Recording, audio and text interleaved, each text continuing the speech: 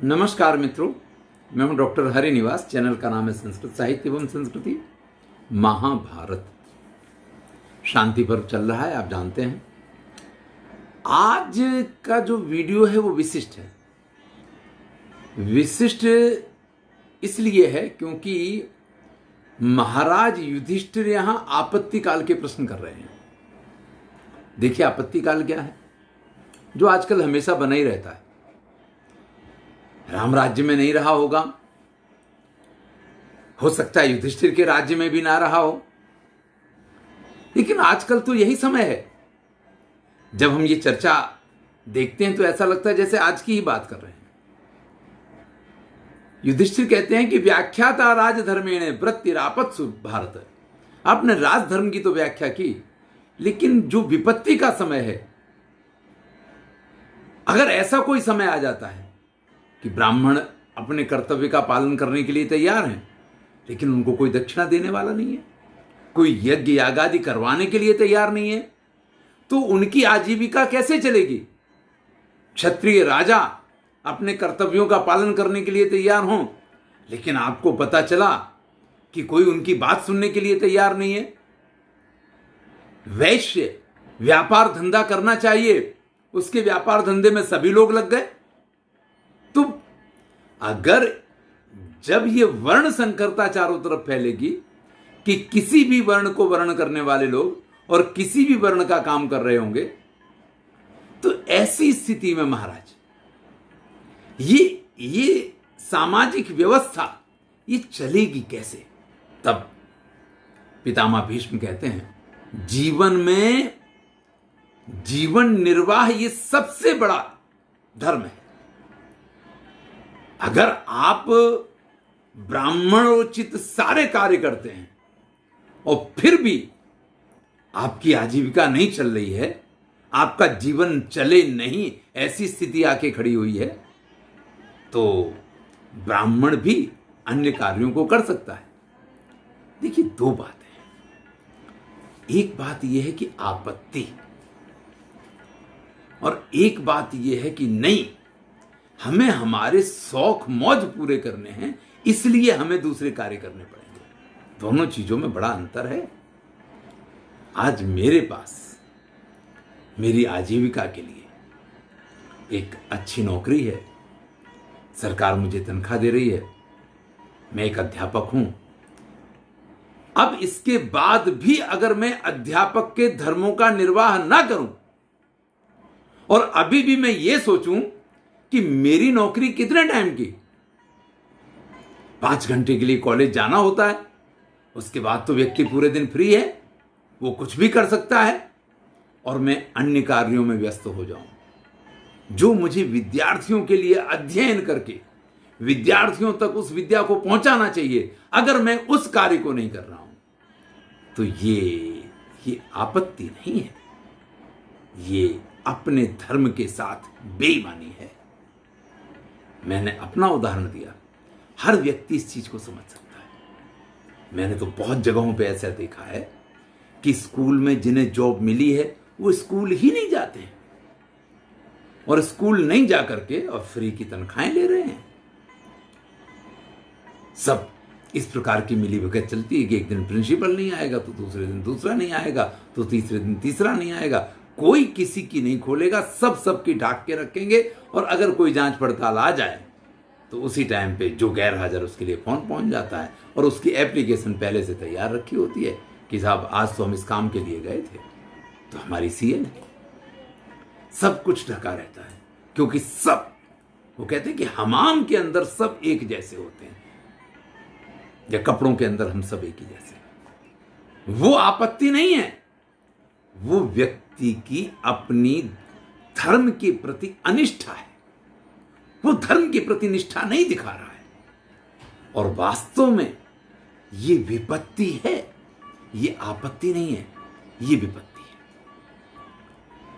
अब युधिष्ठिर कहते हैं कि अगर जैसे ब्राह्मण के लिए कहते हैं कि वो कुछ भी आजीविका के लिए कर सकता है, इसी प्रकार से अगर कोई क्षत्रिय राजा प्रजा के पालन में सक्षम नहीं है, तो क्या सभी लोग शस्त्र उठा सकते हैं?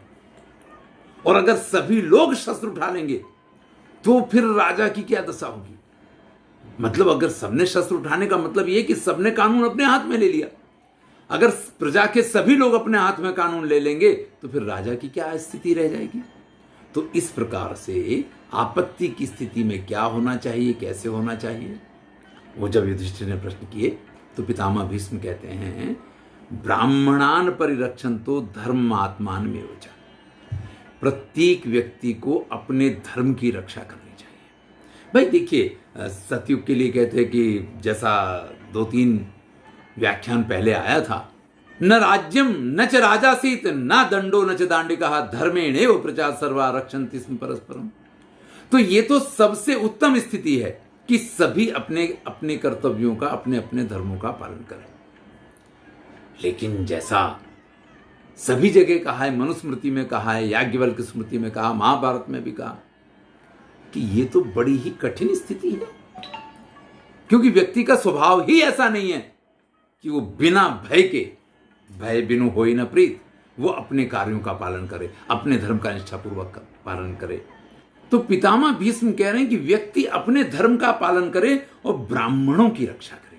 देखिए, ब्राह्मणों की रक्षा की जो बात आती है ना, यहां किसी जाति की बात नहीं है। ब्राह्मण यानी बौद्धिक बल है हमारा, हमारे राष्ट्र की ये बौद्धिक संपत्ति है। और अगर बौद्धिक संपत्ति सुरक्षित है ना तो सब कुछ हम प्राप्त कर पाएंगे और सब चीजें मिल जाएंगी। लेकिन बौद्धिक संपत्ति का अगर नाश हो गया तो उसके बाद सब कुछ प्राप्त करना बहुत कठिन हो जाएगा। अब युधिष्ठिर ये कहते हैं कि महाराज, ये बात तो आपकी समझ में आई, लेकिन अगर क्षत्रिय ही ब्राह्मणों की रक्षा ना करें और क्षत्रिय ही ब्राह्मणों के एक प्रकार से दुश्मन बन जाएं, तो ऐसी स्थिति में मुझे तो यह लगता है कि वो शूद्र हो, वो ब्राह्मण हो, वो क्षत्रिय हो, वैश्य हो, सभी, कोई भी वर्ण का कोई भी व्यक्ति अगर आत्मरक्षा के लिए शस्त्र उठाता है तो इसमें गलत क्या है। तब पितामह भीष्म कहते हैं, अपारे योद्ध भवेत पारम प्लवेयः प्लवो भवेत। भाई, जहां व्यक्ति नदी की दूसरी पार नहीं जा पा रहा है, भयंकर प्रवाह चल रहा है, नदी उफान पे है, ऐसे में जो भी हमें पार ले जाए ना, वो नाव हो, अरे वो लकड़ी वो हो सकता है कोई शव हो, वही सबसे बड़ा साधन माना जाता है। उस समय आप ये नहीं सोच सकते हैं मैं नदी में डूब रहा हूं, मुझे जाना है पार, अरे ये तो मेरे सामने शव आ गया, मैं इसका सहारा लेकर के नदी कैसे पार कर सकता हूं। अरे भैया, फिर से ठीक से डुबकी लगा के नहा लेना, एक बार पार तो निकल जाओ। गाय की पूंछ पकड़ के भवसागर से पार होना ये तो सबने सुना है, लेकिन भैया जरूरत पड़ जाए और भैंस की पूंछ भी अगर आपको पार करवा देती है तो आप उससे छोछ मत रखिए। प्लवेयः प्लवो भवेत, जो आपको डूबने से बचाए वही तो वास्तव में आपका रक्षक है। शूद्रो वा यदि वा अन्यः सर्वथा मानमर्हति।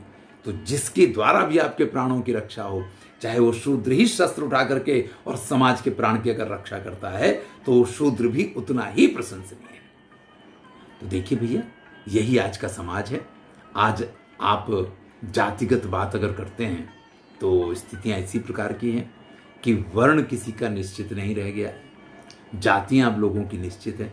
और जब जातियां निश्चित होती हैं ना तो उनको कार्य क्या करना है ये निश्चित नहीं रह जाता है। जब वर्ण व्यवस्था निश्चित होती है तभी ये चीजें निश्चित होती हैं। एक प्रश्न ऐसा खड़ा किया गया कि महाभारत के समय में कोई शूद्र क्षत्रिय बन सकता था। देखिए, एक प्रक्रिया है, आप इस चीज को बड़ा ध्यान से समझिएगा। विश्वामित्र क्षत्रिय थे, उनको ब्राह्मण बनना था तो उनको एक बड़ी लंबी परीक्षाएं पास करनी पड़ी हैं, तब वो इस स्टेज तक पहुंचे। आप क्या समझते हैं, एक पढ़े लिखे घर परिवार में जिस बालक का जन्म हुआ है, जिसके पिता स्वयं इस प्रकार से पढ़े लिखे विद्वान व्यक्ति हों, उसके बेटे को पढ़ना और एक बिल्कुल ही ऐसे जगह से आता हो जिसका पिता मजूरी कर रहा है, जिसके पिता ने कोई अध्ययन नहीं किया है, उसको पढ़ना, दोनों में आपको अंतर नहीं दिखाई देता है? एक को लोहे के चने चबाने पड़ते हैं और एक को सब कुछ चांदी की चम्मच में रख के मिलता है। तो आसान उसके लिए है, दूसरे के लिए बहुत कठिन है। और लोहे के चने चबाने का अर्थ यह है कि कभी कभी वो चने चबाते चबाते दांत टूट जाया करते हैं, लेकिन जो उन चनों को चबा लिया करता है वो फिर उस स्थान को प्राप्त करता है। तो जब भी कोई शूद्र, जब भी कोई किसी भी अन्य जाति का व्यक्ति किसी अन्य वर्ण के कार्यों को करने के लिए प्रयत्नशील होता है, तब उसको कठिन प्रयत्न करने पड़ते हैं, कठिन तपस्याएं करनी पड़ती हैं। लेकिन जो यहां पितामह भीष्म ने कहा, सत्य वही है कि जो आपको पार लगा देता है, अरे जो जीतता है, सिकंदर उसी को कहा जाता है। बाकी तो ठोकरें लगेंगी, लोग ठोकरें मारेंगे, और उन सब के बाद जो खड़ा हो पाएगा वही वास्तव में विजेता कहलाएगा। यही बात देखिए, मैं एक भी चीज मैंने ये कहा था कि आपके मन में जितने प्रश्न खड़े होंगे उन प्रश्नों के जवाब महाभारत देगा। मैं श्लोकों के साथ बात करता हूं, मैंने अपनी तरफ से एक भी बात नहीं कही है। स्वयं युधिष्ठिर प्रश्न करते हैं, स्वयं पितामह भीष्म इस चीज का जवाब देते हैं कि शूद्र भी अगर शस्त्र उठाता है, या शूद्र भी कोई भी ऐसा कार्य करता है, यहां क्षत्रिय के काम की बात की गई है, ऐसा नहीं है कि वो ब्राह्मण का काम नहीं कर सकता है, तो वो भी मानार्ह है, वो भी पूज्य है, वो भी सम्माननीय है, क्योंकि उसने समाज के कल्याण के लिए यह काम किया है। और यही महत्वपूर्ण है। इसके बाद युधिष्ठिर कहते हैं कि आप ब्राह्मणों की बड़ी तारीफ करते हैं, लेकिन इन ब्राह्मणों के साथ सबसे बड़ी समस्या यह है कि जब कोई यज्ञ आगादि करवाते हैं ना, तो इति देयम इदम देयम ना क्वचित व्यवतिष्ठते, कि भाई ये यज्ञ आप कर रहे हैं तो इतना दान दे दो तो ये यज्ञ आपका पूरा हो जाएगा, ऐसी कोई लिमिट ही नहीं है। देखिए, सत्यनारायण की कथा के लिए कि ये कहा जाता है कि आप 1.25 किलो या जो कुछ आपके पास हो उससे आप कर लीजिए, और या फिर सोने की ध्वज पताकाएं लगा करके बाकायदा, अरे इतने ठाठ बाट से कीजिए। भैया, वास्तविकता क्या है?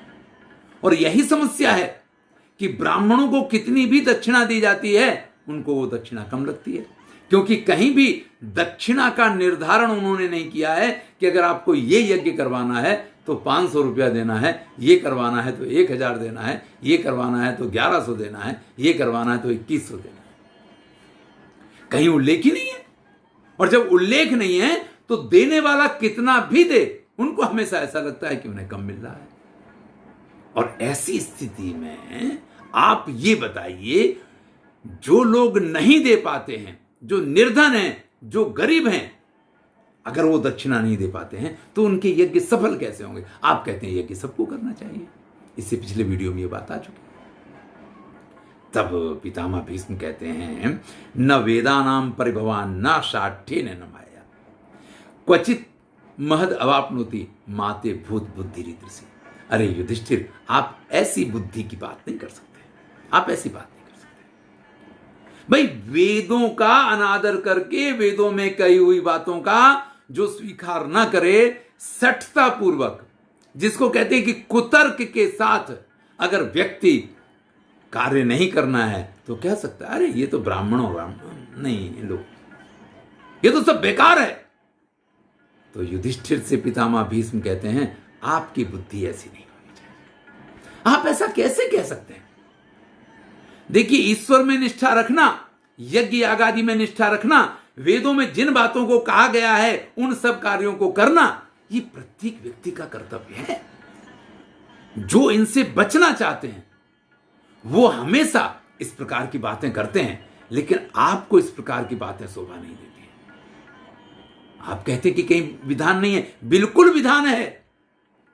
हमारे शास्त्र ये कहते हैं, शक्तिस्तु पूर्ण पात्रेण संमिताना समाभवेत, कि आपको दान अपनी शक्ति के अनुसार देना है, शक्ति के अनुसार पूर्ण पात्र देना है।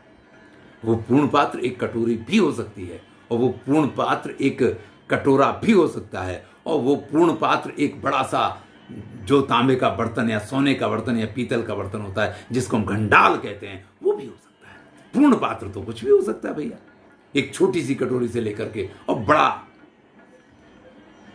तो जब पूर्ण पात्र देना है तो वो पूर्ण पात्र आपने क्या दिया है। रही बात ब्राह्मणों की, तो जो संतोषी नहीं है वो ब्राह्मण ही नहीं हो सकता है, जो जितेंद्रिय नहीं है वो ब्राह्मण ही नहीं हो सकता है। इसलिए जो लोग इस प्रकार से यज्ञ यागादि की निंदा करते हैं उनसे बचना चाहिए, क्योंकि ये हमारे कर्तव्य हैं। और स्पष्ट कहा है, अवश्यम तात यष्टभ्यम त्रिभी वर्णै यथा विधि। देखिए, ब्राह्मण तो यज्ञ करवाता है, 3 वर्ण बचे, क्षत्रिय, वैश्य और शूद्र। इन तीनों वर्णों को यथा विधि, जैसी उनकी श्रद्धा है और जैसी उनकी सामर्थ्य है, इस प्रकार से यज्ञ यागादि पूजा पाठ करने चाहिए।